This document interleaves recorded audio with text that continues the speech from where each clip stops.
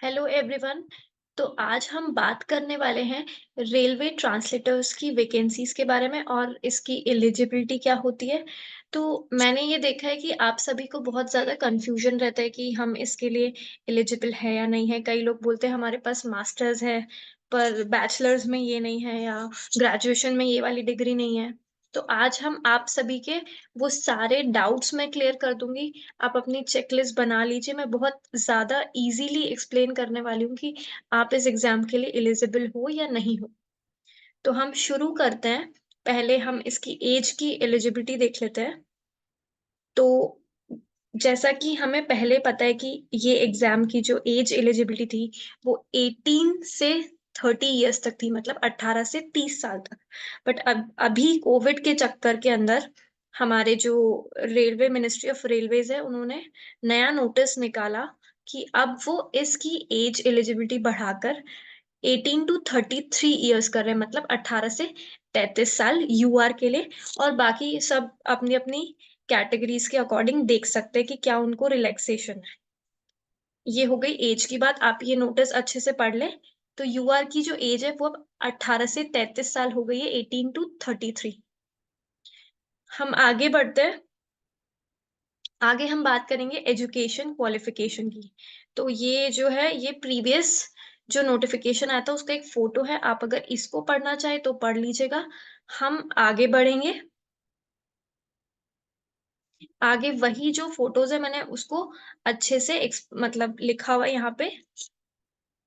और मैंने आप सभी को अच्छे से एक्सप्लेन करने के लिए ये पूरा जो एजुकेशन क्वालिफिकेशन है इसको एक टेबल में बना लिया है, जिससे बहुत ही इजीली एक्सप्लेन हो जाएगा। और आप सबको भी बहुत इजीली एक चेकलिस्ट जैसा मिल जाएगा और आप सब बहुत इजीली जान पाएंगे कि आप एलिजिबल हैं या नहीं है। तो ट्रांसलेटर में अप्लाई करने के लिए हमको मास्टर डिग्री की जरूरत है और ट्रांसलेशन क्वालिफिकेशन की। ये दो क्राइटेरियाज हमारे पास है, जो क्वालिफिकेशन क्राइटेरियाज है। अब हमारे पास जो मास्टर्स डिग्री है उसमें हम लोग के पास तीन ऑप्शंस है। फर्स्ट ऑप्शन जो है वो है कि हमारे पास मास्टर होनी चाहिए हिंदी या फिर इंग्लिश में। मास्टर्स की डिग्री चाहिए हिंदी या फिर इंग्लिश में। उसके साथ विद उसके साथ हमको क्या चाहिए, इंग्लिश और हिंदी एज अ कंपल्सरी और इलेक्टिव सब्जेक्ट और as a medium of examination at degree level. मतलब कि हिंदी या फिर इंग्लिश में से हमारे पास कोई भी एक कंपल्सरी होना चाहिए सब्जेक्ट या फिर इलेक्टिव सब्जेक्ट होना चाहिए। और इलेक्टिव भी नहीं है तो फिर क्या होना चाहिए, मीडियम ऑफ एग्जामिनेशन जिसके अंदर आप एग्जाम देते हो। जैसे कि आप जब अपनी आंसर शीट लिखते हो तो आप हिंदी में आंसर्स लिख रहे हो या इंग्लिश में आंसर्स लिख रहे हो। तो मीडियम ऑफ एग्जामिनेशन होना चाहिए at the degree level. Hope मैंने ऑप्शन फर्स्ट अच्छे से क्लियर कर दिया है। मैं एक बार फिर से ऑप्शन वन को रिपीट कर देती हूँ। ऑप्शन वन ये कह रहा है कि एक तो हमारे पास हिंदी या फिर इंग्लिश में से एक में मास्टर डिग्री होना चाहिए। उसके साथ साथ हमारे पास डिग्री लेवल जो हमारा ग्रेजुएशन होता है उसके अंदर हिंदी या फिर इंग्लिश या तो कंपल्सरी सब्जेक्ट होना चाहिए, या हम जो सब्जेक्ट चूज करते इलेक्ट करते वो वाला सब्जेक्ट होना चाहिए, या फिर हमारा जो मीडियम ऑफ एग्जामिनेशन है वो इंग्लिश या फिर हिंदी मीडियम होना चाहिए। ठीक है। ऑप्शन वन के बाद हम आते हैं ऑप्शन टू पे। एक और ऑप्शन है। अब मान लो आप लोग बोलोगे कि मैम हमारे पास तो हिंदी या इंग्लिश में मास्टर्स ही नहीं है, तो क्या हम इस एग्जाम के लिए एलिजिबल हैं? जी हाँ, आप लोग बिल्कुल एलिजिबल हो। अगर आपने मान लो पॉलिटी में अपना मास्टर्स किया हुआ या किसी भी सब्जेक्ट में, किसी और हिंदी इंग्लिश में नहीं किया, किसी और ही अलग सब्जेक्ट में आप लोगों ने अपना मास्टर्स किया हुआ है, तो भी आप एलिजिबल हो। शर्त ये है कि उसमें कि एक तो आपके पास मास्टर डिग्री तो होना ही होना चाहिए। ठीक है, आप वो कोई से भी सब्जेक्ट का हो। ठीक है, any subject other than Hindi और इंग्लिश विद हिंदी और इंग्लिश मीडियम। मतलब कि वो आपने मान लो पॉलिटी में किया है तो पॉलिटी में आपका मीडियम हिंदी या इंग्लिश तो होगा ही होगा, राइट। उसके बाद मीडियम मतलब कि आपका एग्जामिनेशन देने का तरीका क्या है, इंग्लिश या हिंदी। उसके साथ साथ आपके पास क्या होना चाहिए, इंग्लिश और Hindi as a compulsory at degree level. या फिर इलेक्टिव सब्जेक्ट आपका जो ग्रेजुएशन में है उसके वहां पे ग्रेजुएशन में आपके पास हिंदी और इंग्लिश कंपल्सरी होना चाहिए, या फिर इलेक्टिव होना चाहिए जो सब्जेक्ट आप चूज करते हैं, या फिर same as medium of examination at degree level होना चाहिए। तो ऑप्शन टू को हम एक बार फिर से समझ लेते हैं।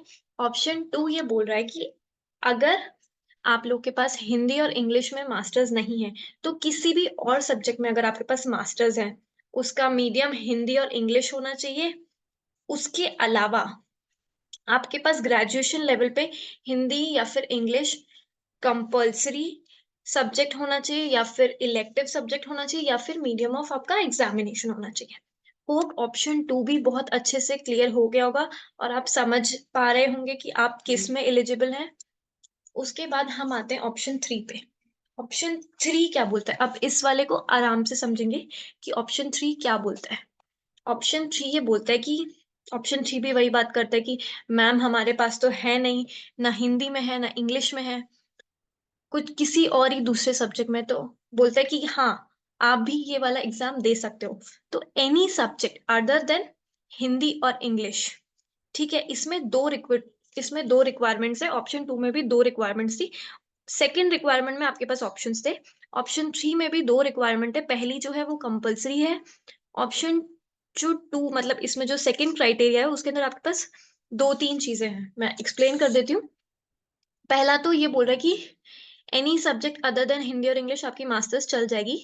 फिर ये बोलता है कि हिंदी एंड इंग्लिश मतलब कि आपकी जो ग्रेजुएशन है उसमें हिंदी एंड इंग्लिश, हिंदी भी होना चाहिए और इंग्लिश भी होना चाहिए as a compulsory subject at degree level. मतलब कि हिंदी और इंग्लिश मतलब दोनों होना चाहिए आपके पास, Hindi and English as a compulsory subject at degree level. या फिर या फिर इलेक्टिव सब्जेक्ट्स, मतलब अब आप या तो इसके फर्स्ट और सेकंड क्राइटेरिया यहाँ तक के पूरा कर लो कि आपके पास हिंदी भी है इंग्लिश भी है कंपल्सरी सब्जेक्ट, मतलब आपके बैचलर्स में आपके पास हिंदी भी और इंग्लिश भी कंपल्सरी सब्जेक्ट पे, ठीक है। या फिर अगर आपके पास हिंदी या आप तो बोलोगे अब मैम हमारे पास बैचलर्स में हमने हिंदी ली थी भाई, इंग्लिश तो हमने ली नहीं, तो भी आपके पास एक ऑप्शन है। अगर आपके पास हिंदी आपने ली हुई है आपके इलेक्टिव सब्जेक्ट में तो आपके पास एक ऑप्शन और है कि आपका मीडियम ऑफ जो एग्जामिनेशन है वो आपका इंग्लिश में होना चाहिए।